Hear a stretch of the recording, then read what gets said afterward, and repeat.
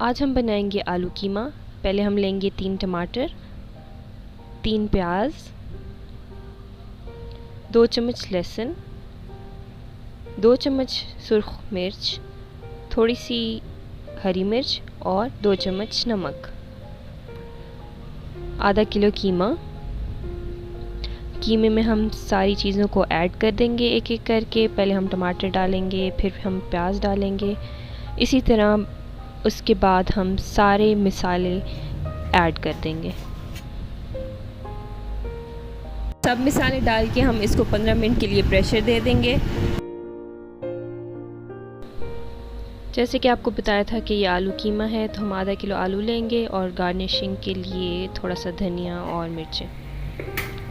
कीमे को हमने दम पे रख दिया था। उसके बाद हम इसमें जो आलू हमने काट के रखे हैं वो ऐड कर देंगे। आलूओं के साथ ही हमने 2 चम्मच ऑयल डालना है। इसके बाद हम इसको अच्छी तरह से भून लेंगे। जब ऑयल सेपरेट हो जाएगा तो इसका ये मतलब है कि आपका कीमा तैयार है और हमारा मज़ेदार कीमा तैयार है।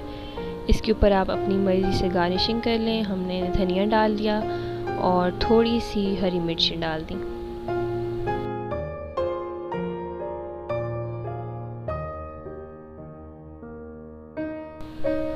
इस रेसिपी को ज़रूर ट्राई कीजिएगा और हमें अपना फ़ीडबैक दीजिएगा।